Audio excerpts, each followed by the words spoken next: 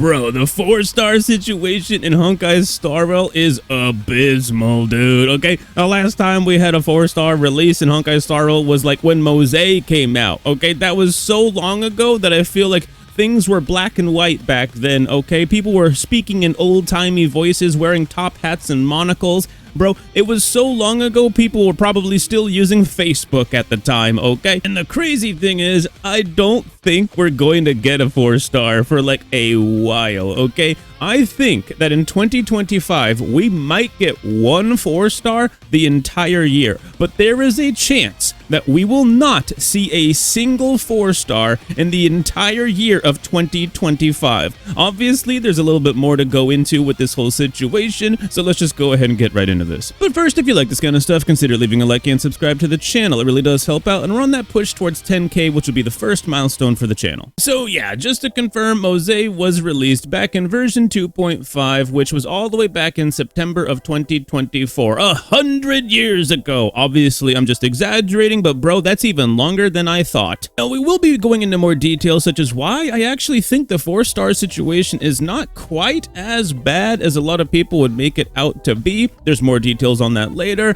I also want to go into, of course, why I think we might only be getting one 4-star in the entire year of 2025, but first, I wanted to point out that this video was inspired actually by Jello Impact for me to make today, right? He didn't say, bro, go make this video, good idea, whatever. He actually put out a video going over the 4-star situation in Genshin Impact. It obviously has its own differences, but there are also some similarities.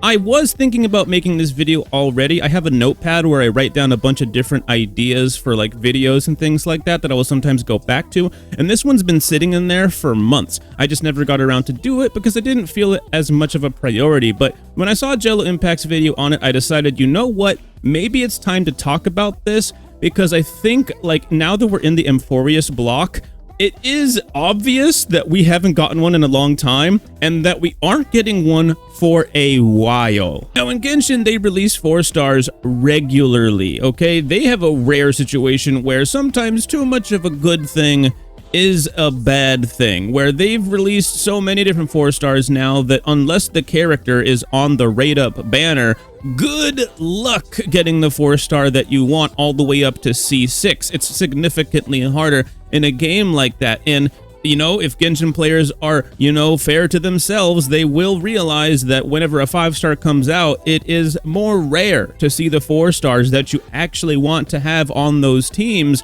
actually on the rate up banner, which is kind of screwed up. I don't see why they would do it. It's almost like a predatory practice thing to try to get you to pull like crazy on the 5-star banner, knowing when a brand new 4-star comes out, that's like one of your only opportunities to get a bunch of copies of that character. Because once they go into the standard rotation, good luck, bro. They got over 40 4-stars in that game. That's crazy. Now, in Honkai Star Rail, it is easier to get the 4-star you want eventually over time, and they are pretty good about occasionally putting out these 4-star selectors where you can quite literally just do an event and choose the 4-star that you want, which is helpful to getting your character to E6 if they are a 4-star. And in Honkai Star Rail, they were handling the 4-star situation so well for so long that it was really helpful to a lot of more casual players or light spenders or free-to-play players. Even whales were using some of these 4-star characters because sometimes they were just really good, in some cases a best in slot. I mean, Ting Yun is a 4-star character, and she was quite literally the best character in the entire game on launch, all the way up until Ron May released. Oh, Ron May released, now she's the second best. Dude, she was goated, bro. And now we got characters like Gallagher, dog. Bro, Gallagher's a goat, man. He's one of the best 4-star characters in the game. And Mosaic was basically like Hoyoverse being like, here, if you guys don't want to pull Topaz for your follow-up attack team, use this guy. He was a perfect slot-in replacement for her. But it's been a long time since we've seen a 4-star release around these parts. This town is actually big enough for the two of us this time, because they haven't released a 4-star in over 6 months, you darn tootin'. And when we look at what they're doing with Amphoreus right now, I mean, just look at who's been revealed, bro. We have the Chrysos heirs, we have the second half characters, which not all of them have actually fully been revealed. We do have names for a bunch of them that are directly from Hoyoverse. This isn't leaks. This is literally them talking about this themselves. They still have only silhouettes for some of those characters, but when you look at quite literally every single character that we know that's coming, this fits up the 5-star roster for the entire Amphoreus block, with a couple of hidden gems that might just be coming to us as well that have not actually been shown to us in any way, shape, or form quite yet. There's some theories around that. I've put out a theory as to who might be coming potentially, but we also have that Fate collab coming as well. And I think the one that might bring us a 4-star could very well be the Fate collab, right? I mean, come on, bro. They're gonna bank on the Fate collab hard, right? They're gonna ride that thing into the sunset, okay? We're probably getting 2 5-stars and a 4-star during that particular patch, because more than likely that patch kind of takes place probably not even on Amphoreus. It probably takes place in its own little domain, its own little realm, some random side quest thing that we'll get at some point along the way. And I definitely feel like there's a good shot we get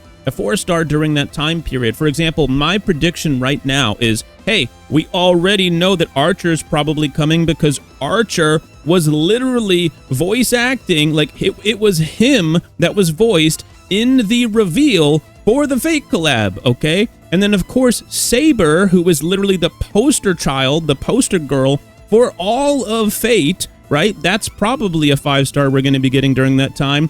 And because we know, because they told us that the Fate collab is going to be based on the Unlimited Blade Works series that they put out, that does mean that Rin is probably going to be on that banner as well, and it's probably going to be a 4-star character. So yeah, those are my predictions. Probably Saber, probably Archer, and then probably Rin, maybe Gilgamesh. But let's be real, despite the fact that sometimes male characters do sell, they don't release them all too often. Do you really think the ratio is going to be 2 guys, 1 girl for the Fate collab? It's probably going to be 2 girls, 1 guy, but that's just how it usually works. I would love to see Gilgamesh, bro. That'd be so sick. You have no idea how sick that would be. But let's be honest, it's probably just going to be Saber, Rin, and Archer. And when you look at the Amphoreus block, right, every single Chrysos heirs is associated with a literal god, right? The whole plan is for them to take out the gods, to kill the gods, and then become demigods themselves. Brother,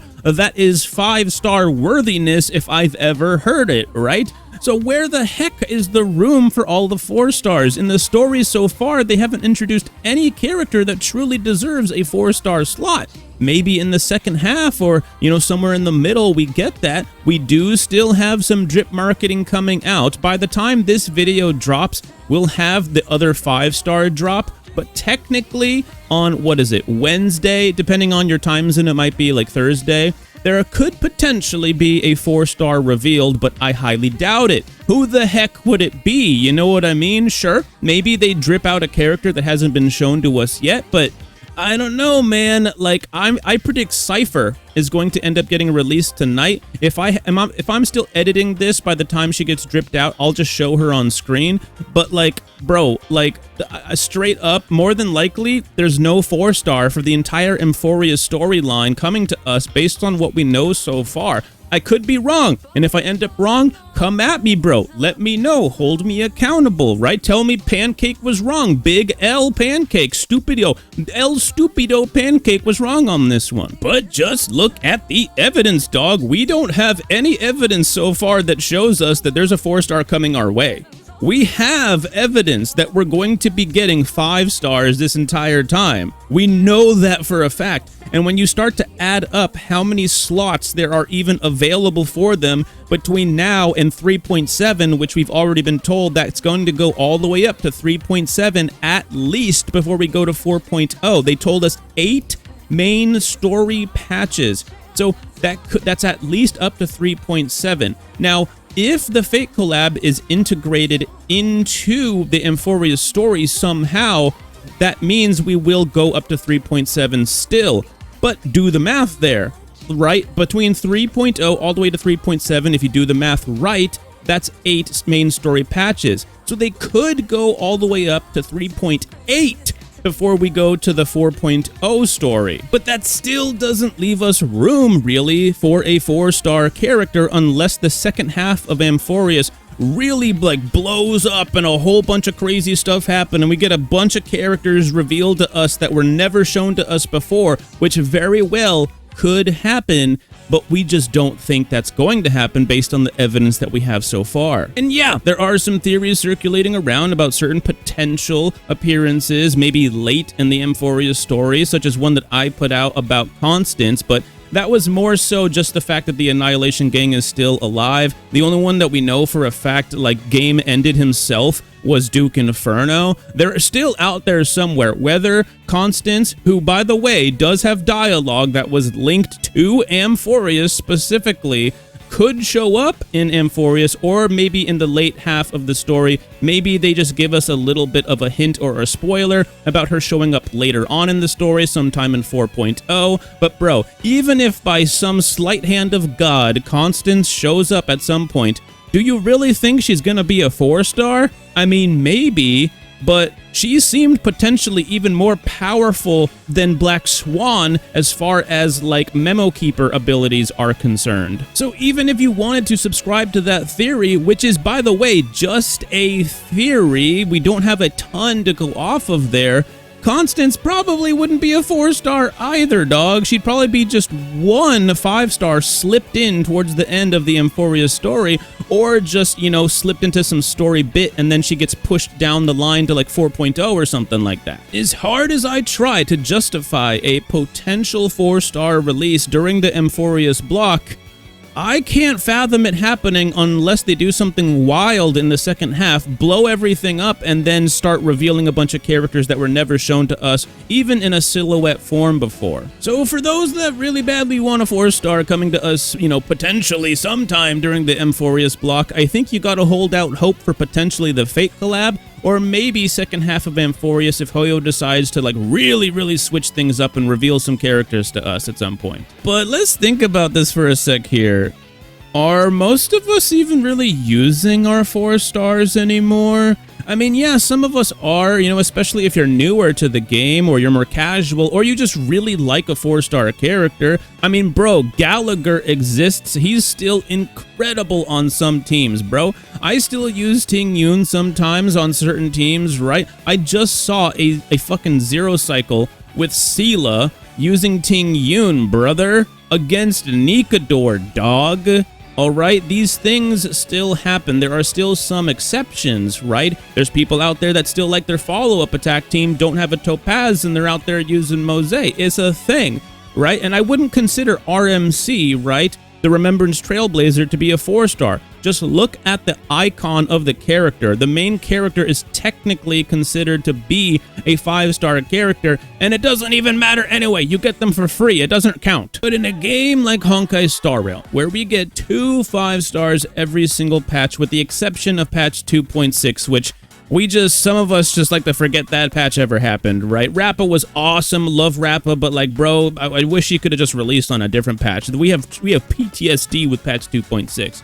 This means, though, that we end up getting more rewards than certain other games. Like Genshin Impact, for example, they do give us less rewards, but they also don't have to pull as many 5-stars technically in that game, right? So it kind of, in a way, evens out, but we do typically get more rewards in Honkai Star Rail. We literally just do. We get more rewards, and if you don't pull a certain 5-star, you just get to bank on double rewards if you think about it that way, in a way. If you occasionally skip a 5-star here or there to be able to save up to be able to get the 5-star variants that you really want, especially if you're leaning into a specific team, a lot of players, especially over time, are mostly using 5-star characters. Now, don't get it twisted, okay? I'm not defending Hoyoverse here for not giving us 4-stars, okay? I love playing the game with 4-star characters. I love walking into endgame content with a super duper janky ass team that looks like you pulled the whole team off of a random bus stop somewhere, okay? And then clearing the content with ease because you have well-built teams, you have really good synergy, you know how to play the game, you have decent relics, etc., etc. You see what I'm saying? I like that kind of stuff, and you don't get that same feel feeling walking in there with like the Exodia like follow-up attack team, or like some crazy stacked El Primo team or something like that, bro. It just doesn't have the same feeling. And on the other hand too, a lot of players are newer to the game and they rely very heavily on these 4 stars, and even beyond that, once they're not, you know, new to the game anymore, they still use these characters. Some people just like using 4 stars, bro. Serval is a 1.0 character, and she is an absolute beast against Nikador. These moments happen where it's not even a bad idea to use a 4 star. Sometimes it's like potentially a good idea to use them, right? So I do see the value in 4-star characters, and I do think we should get more often, but we haven't had one in over 6 months, dog, and we're getting the drip marketing now for, what is that, 3.3?